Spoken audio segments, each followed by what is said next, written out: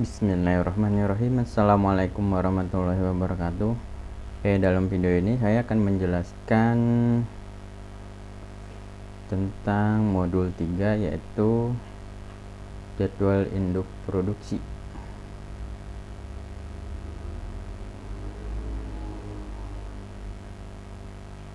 Bismillahirrahmanirrahim. Assalamualaikum warahmatullahi wabarakatuh. Dalam video kali ini saya akan menjelaskan dari praktikum perencanaan dan pengendalian produksi di modul 3, yaitu disagregasi dan MPS atau Master Production Schedule, atau bisa disebut juga yaitu JIT, jadwal induk produksi. Nah, tujuan di modul ini ya,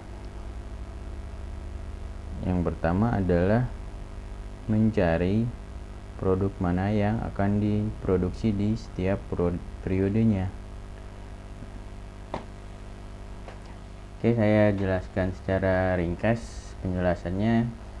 Yang pertama adalah proses disagregasi, yaitu proses merubah hasil rencana produksi agregat menjadi jumlah yang harus diproduksi untuk setiap produk atau item. Nah, ini berdasarkan persen proporsinya. Hasil dari disagregasi ini berupa jadwal induk produksi atau master product scheduling gitu. Karakteristik dari perencanaan produksi biasanya tidak rinci. Rencana dibuat untuk family atau kelompok produk. Nggak perlu. Nah, ini langkah-langkah dalam melakukan disagregasi. Ini tabelnya. Kita langsung saja ke Excel aja ya. Ada 10 langkah. Cuman di sini yang paling terpenting adalah keputusan untuk produksinya di disagregasi ini. Misalnya nanti kita bagi menjadi beberapa produk. Saya udah memberikan bahannya ke kalian. Sama seperti ini. Nah, ini dari satu merek itu terdapat beberapa brand atau produk ini. Nah, ini dibagi berdasarkan persen proporsinya. Ini persen proporsinya.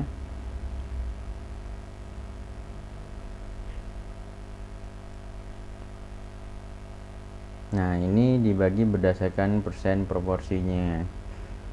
Ini demand diambil dari modul 2 yang RU, run up.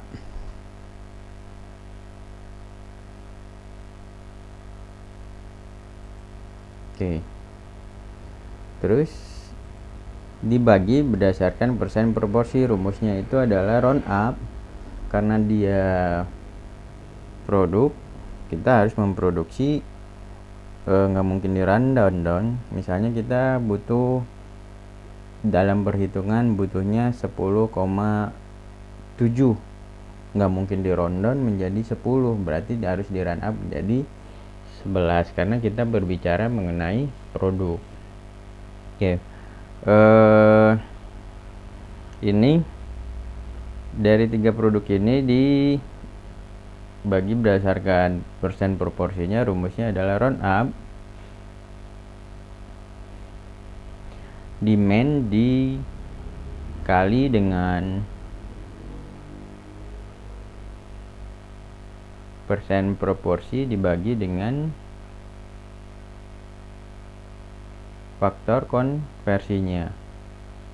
Jadi gitu, demand dikali dengan persen proporsi dibagi dengan faktor konversi, sehingga didapatlah hasilnya sekian. Begitu juga dengan yang lainnya. Nah, terus dijumlahin. Ini rencana produksi agregat totalnya ini ya. Nah, terus baru kita mulai dimasukkan di kolom MPS. Sebenarnya saya rada males sih ngejelaskan MPS ini atau disagregasi atau di modul 3 ini. Kenapa? Menurut saya nggak ada yang perlu dijelasin. Kita tinggal masukin nomor, paling di sini yang perlu dijelasin itu. Ini kesimpulan untuk memproduksi atau tidak. Selebihnya ya tinggal masukin rumus aja. sementara rumus-rumusnya udah ada di modul gitu. Yang pertama menentukan inventory.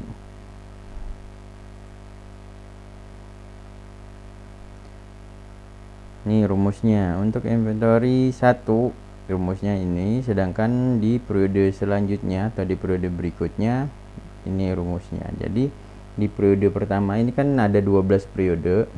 Ini ada 12 periode. Nah, di periode pertama rumusnya yang tadi. Di periode selanjutnya rumusnya yang pakai yang kedua. Nah, terus menentukan forecast tiap item. Rumusnya ini menentukan safety stock, rumusnya ini penentuan demand periode. Nah, safety stock ini memang sudah ditentuin ya, sama dengan 0. Kita sementara ini merencanakannya tidak menggunakan safety stock terlebih dahulu. Nanti di MRP mungkin baru kita menggunakan safety stock. Nah, tuh lanjut ya. Penentuan demand periode T, menentukan keputusan untuk produksi. Nah, ini menentukan keputusan untuk produksi. Jika IJT lebih kecil dari SIJT berarti harus diproduksi.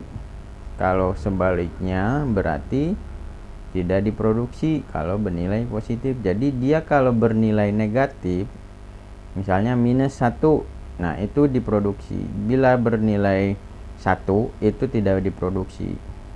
Nah, tapi karena dia ada 3 produk, ini kan satu merek ada 3 produk lah istilahnya ya. Nah, ini harus dijumlahin. Jadi kalian ngitung dulu. Ini kesimpulan untuk produksi ini nanti dikosongin terlebih dahulu. Kalian kerjain sampai dengan ke sini, ke kolom terakhir. Nah, terus baru ini disimpulkan di sini dulu sementara. Misalnya ini if jika ini yang tadi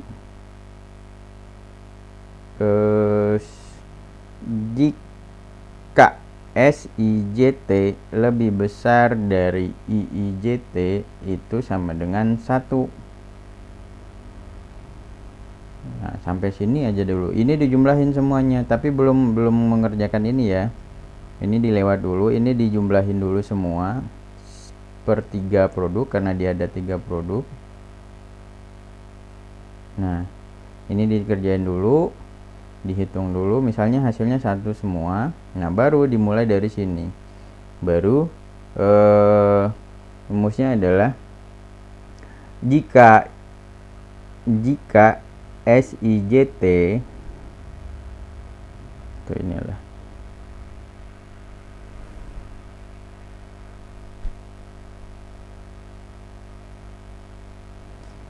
jika penjumlahan ini lebih besar dari SIJT nih, berarti dia produksi. Misalnya ini kan SIJT masih 0 nih.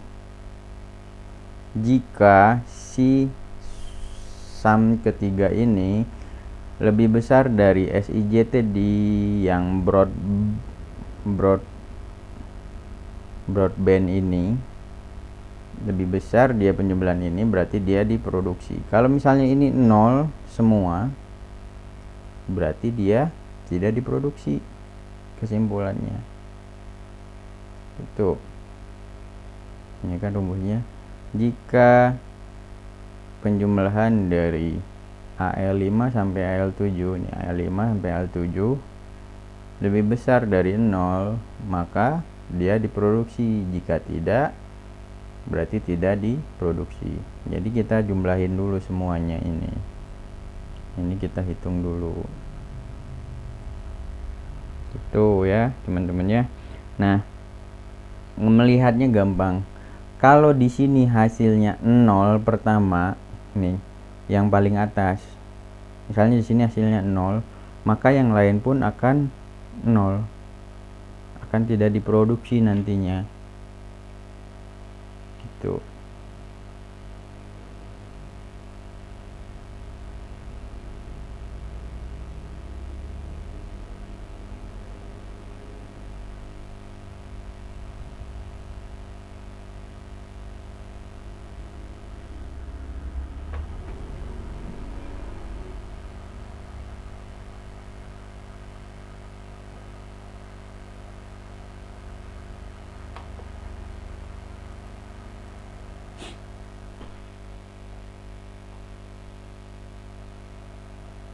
sorry salah.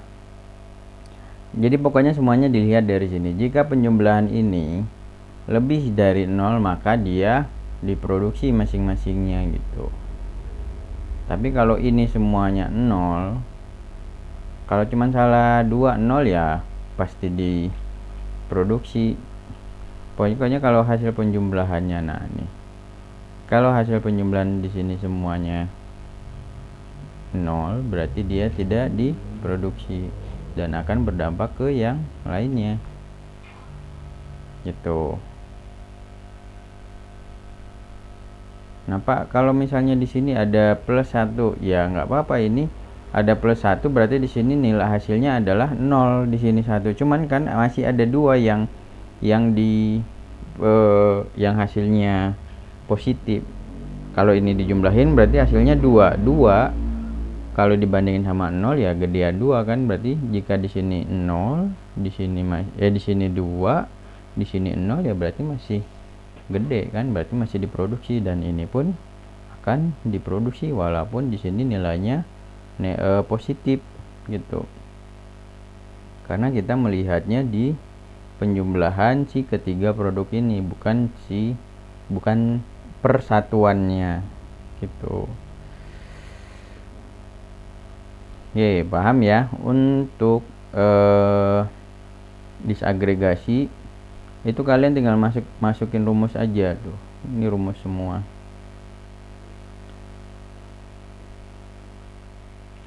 Round up kalau masalah tuh round up. Karena dia membicarakan produk, jadi bukan round down. Round up ya.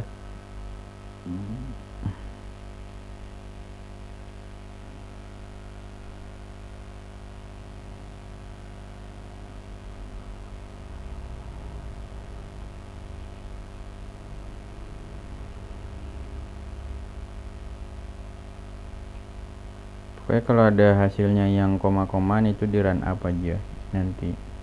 Ini tinggal masukin rumus saja. Yang jelas kalian harus mengikuti aja di sini langkah-langkahnya. Di sini udah cukup jelas menurut saya rumusnya, jadi nggak ada yang perlu saya jelasin. Sorry, saya paling ngejelasin itu keputusan untuk memproduksi. Oke, sekarang kita lanjut ke MPS. Nah, MPS juga mempunyai data awal, kemarin juga udah saya kasih. Ini data awalnya. Nanti ini yang udah ditambahin NPM. Nah, ini ada load size, lead time, DTF, VTL, order policy, safety stock. Yang gini-gini sih yang digunakan adalah DTF, VTF-nya aja. Kalau yang lainnya mah nggak berpengaruh karena di sini masih MPS. Nanti berpengaruhnya order policy yang gitu-gitu, lead time. Sementara sini lead time masih 1. Yang berpengaruhnya nanti di MRP. Setelah modul 3 nanti ada modul 4. Nah, nanti di situ ada MRP, baru kita menggunakan order policy. Oke. Nah, ini pun di MPS ini pun yang dihitung cuman PAB dan ATP-nya aja. Yang lain nggak ada yang nggak rame menurut saya modul ini tuh. Kalian tinggal masukin rumus aja tuh. Jadi makanya saya rada males menjelaskan karena di modul itu udah cukup inilah komplit, cukup menjelaskan. Tapi karena kemarin ada yang bertanya, Pak ada ininya enggak, PM-nya ada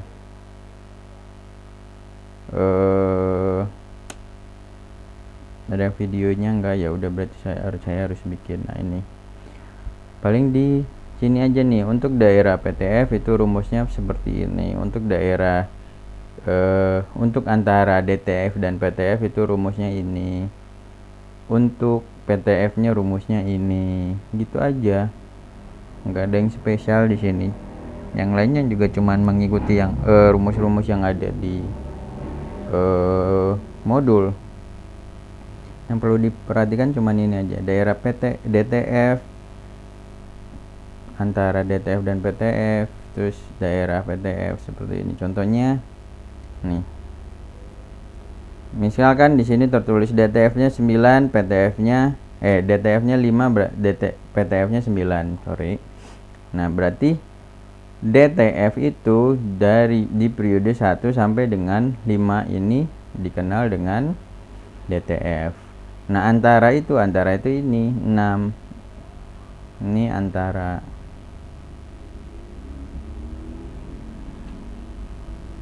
Nah, terus jangan di sinilah.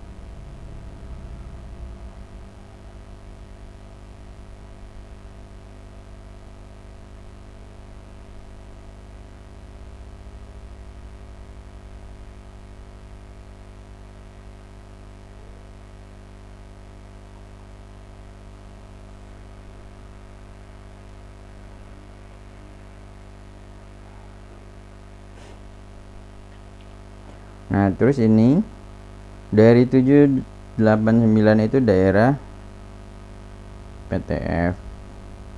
Selebihnya nggak ada, biasa. Nah, ini rumusnya.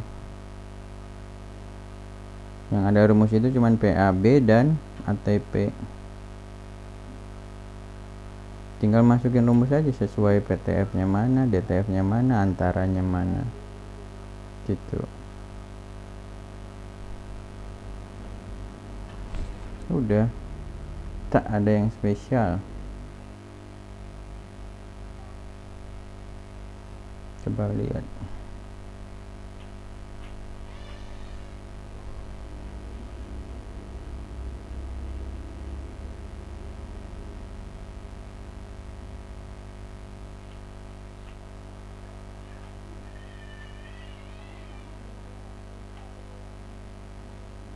Nih, demand time fence adalah batas di mana demand tidak bisa. Ini DTF nih ya. Ini penjelasan untuk DTF. Ini penjelasan untuk DTF. Adalah batas di mana demand tidak bisa lagi untuk diubah dengan karakteristiknya, yaitu panjangnya sama dengan lead time. PAB dihitung dari aktual demand dan perubahan ini. Terus ini PTF-nya adalah batas di mana demand masih mungkin untuk berubah jika material dan kapasitas tersedia dengan karakteristik ini. Cuman untuk di sini kita udah tentuin nih DTF-nya sekian, PTF-nya sekian, berarti ya sudah tinggal masukin rumus aja. Ini forecast tinggal ngambil dari sini, dari disagregasi. Terus aktual demand itu juga tinggal ngambil dari sini nih, yang sudah kita rubah nih. 1, 2, 3, 4, 5 kan cuma 6 periode. Ini juga tinggal masukin ada 6 periode. Terus master schedule itu juga tinggal diambil dari disagregasinya. Diambilnya dari mana, Pak? Yang master schedule diambilnya dari, bentar, saya juga lupa,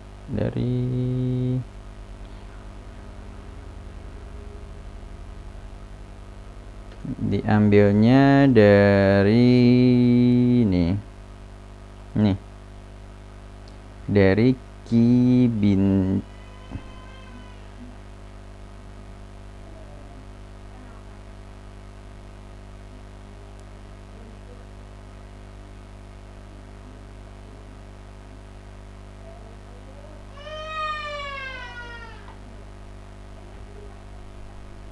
Bentar ya.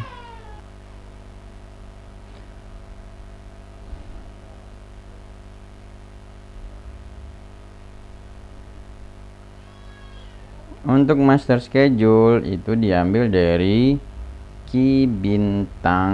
Nah, nih memiliki bintang IJ adjustment yang sudah di adjustment, dipositifin. Ini diambilnya dari sini ya,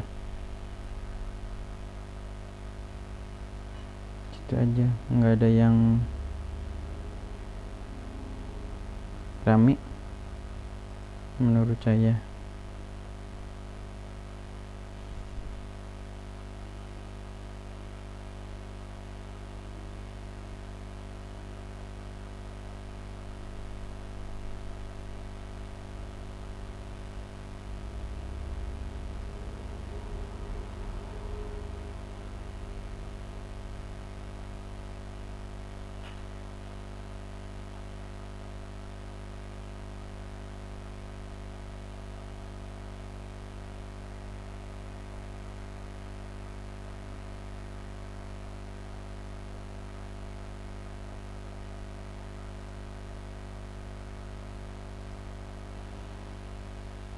Oke, gitu aja.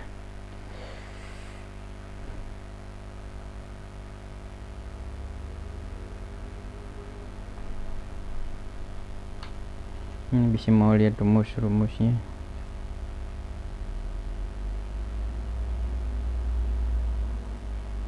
Ini kan udah ada rumus-rumusnya nih, round up E8.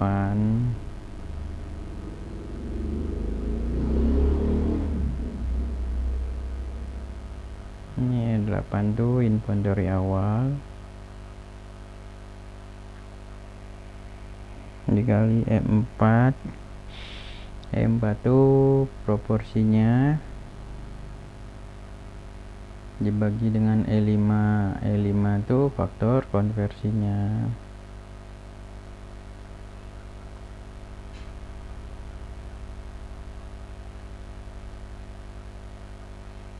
Kalian lihat sendiri lah ya.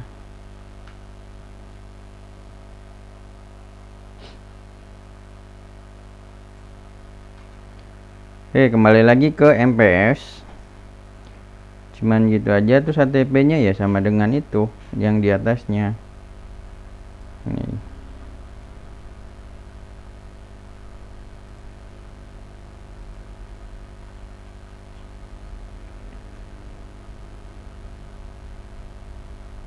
Di sini ada penjelasannya nih. Available to promise merupakan alat yang digunakan untuk menjanjikan jumlah yang bisa dipesan konsumen. Merupakan bagian dari persediaan yang belum dijanjikan, digunakan oleh bagian pemasaran untuk membuat janji penjualan di masa yang akan datang. Itu ini PAB digunakan untuk merencanakan jumlah yang harus diproduksi.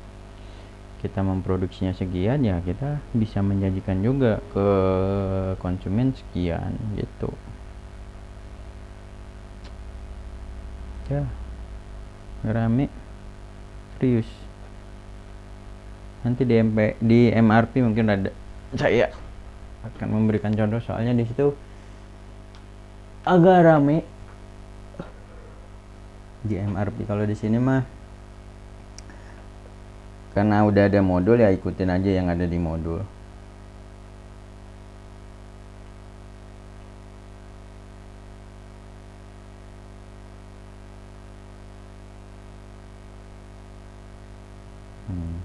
Ini juga udah dijelasin.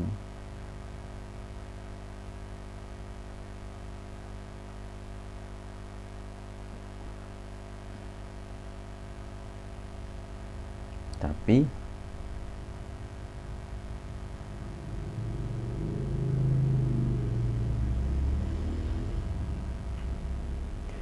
oke, seperti itu ya. Untuk modul 3 ini tentang disagregasi dan master production scheduling atau jadwal induk produksi. Nah, ini hasilnya nanti. Hasil inilah yang akan digunakan di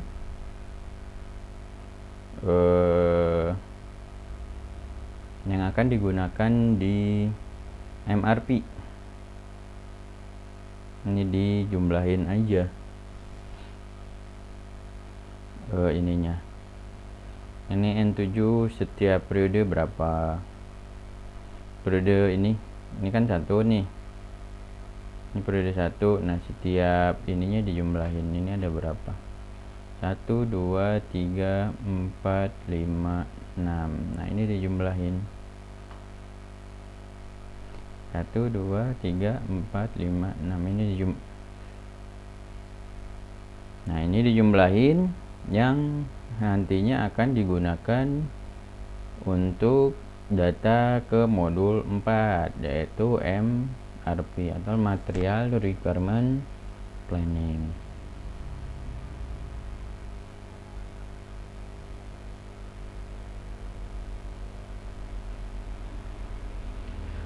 Oke, nanti terakhir ini dijumlahin berdasarkan ininya, PAB-nya. PAB di di master schedule, di master schedule-nya nanti dijumlahin nih kan Oke, dan terakhir nanti tinggal menjumlahkan ini master schedule-nya di tiap tabel ini, dijumlahin semuanya terus ditotalin di sini. Oke. Cuman gitu aja modul 3. Menurut saya nggak terlalu rame, kalian tinggal ngikutin modul, langkah-langkah juga ada, dan ditambah penjelasan dari saya rasa gampang dan harus betul semua. Oke, sekian video kali ini. Terima kasih. Assalamualaikum warahmatullahi wabarakatuh.